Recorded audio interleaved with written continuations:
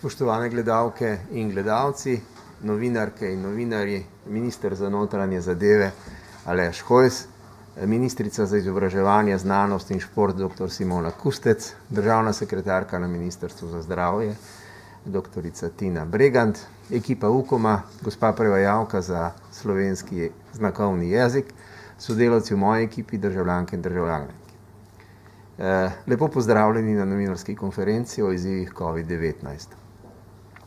V nadaljevanju se nam bo pridružil tudi podpredsednik vlade in minister za gospodarski razvoj in tehnologijo Zdravko Počivalšek, ki je v odsotnosti predsednika vlade ta hip še na zasedanju v državnem zboru.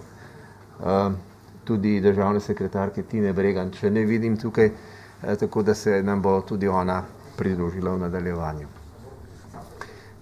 Razmere ostajajo resne, podatki za včerajšnji dan niso boljši. Včeraj je bilo opravljenih še več testov, kar 5287, potrjenih pa je tudi še več primerov, 745. Delež pozitivnih testov je včeraj znašal 14%. To je le malenkost manj kot dan pred tem, a še vseeno veliko. Včeraj je bilo iz bolnišnične oskrbe odpuščenih 20 oseb. Na drugi strani pa je število hospitaliziranih znašalo že 222, kar je 12 več kot dan prej. Od tega je 40 pacientov potrebovalo intenzivno nego, se pravi več kot v torek. Epidemiološka poizvedovanja še potekajo. Epidemiologi Nacionalnega inštituta za javno zdravje pa zaradi velikega števila novih primerov ne zmorejo več vseh novih primerov obdelati v enem dnevu. Včeraj so tako od 707 primerov uspeli obdelati nekaj manj kot 500 primerov. To je veliko, a žal pomeni, da morajo danes obdelati preostanek torkovih primerov in tudi vse primere, ki so bili potrjeni včeraj. Skupaj torej več kot 1000 primerov. To je ogromen zalogaj za naše epidemiologe in epidemiologinje, ki se že od vsega začetka pojava virusa vsak dan trudijo, da bi epidemiološka poizvedovanja opravili hitro, natančno in identificirali največje možno število potencialnih stikov s ciljem zamejevanja širjenja okužb. Prosim vas za razumevanje in hkrati polno sodelovanje z njimi pri njihovem težkem, a izjemno pomembnem poslanstvu. Zaradi hitrejšega širjenja okužb, večje zasedenosti bolniških postelj in preobremenjenosti zdravstvenega osebja ter epidemiologov je bila vlada Republike Slovenije primorana ukrepati in sprejeti strožje ukrepe. V želji po čim manjšem posegu v naša življenja se je odločila, da nekatere ukrepe uveljavi za območje celotne države, nekatere pa zameji zgolj na regije, ki imajo slabšo epidemiološko situacijo, to je več kot 140 okuženih na 100 000 prebivalcev v zadnjih 14 dneh.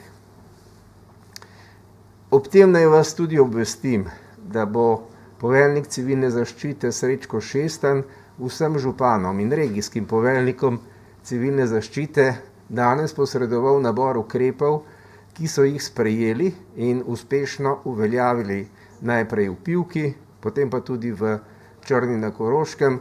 Vse to v želji, da bi tudi župani na lokalni ravni lažje sprejeli določene ukrepe in tako olajšali delo našim epidemiologom.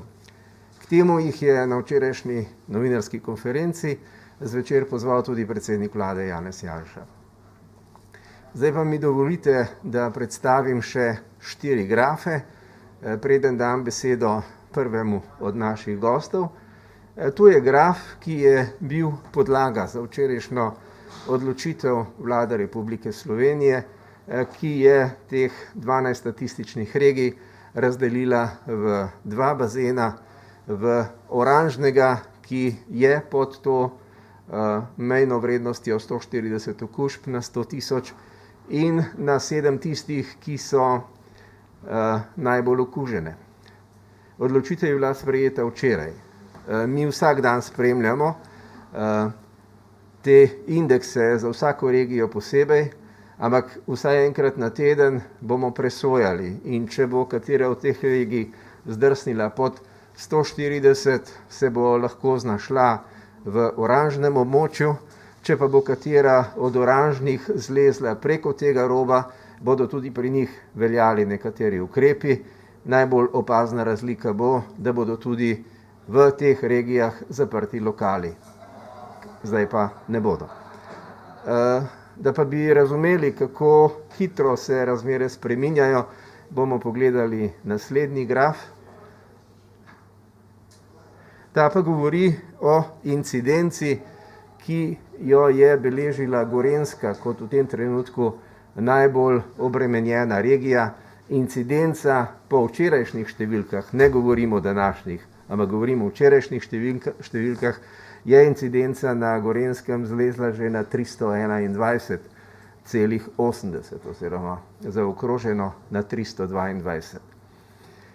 Da se tako ne bi dogajalo v vseh regijah, želimo vse državljane in državljanke, pa tudi vse tiste, ki lahko s svojimi odločitvami prispevajo, naprimer z delom od doma, z drugačno organizacijo dela, pozvati, da nam pri tem pomagajo, ker drugače preprosto ne bo šlo.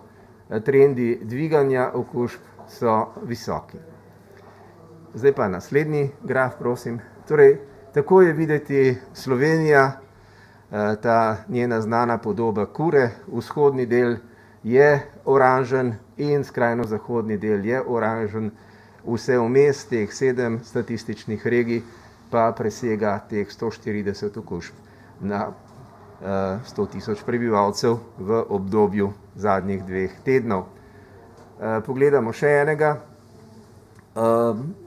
ker marsikdo ne ve, v katero statistično regijo morda sodi, bo UKOM v teku današnjega dne pripravil grafe za vsako regijo posebej, tako da bi državljani vedeli, v katere občine lahko prehajajo v območju svoje regije in da bi bilo potem vprašanj in zmede čim manj.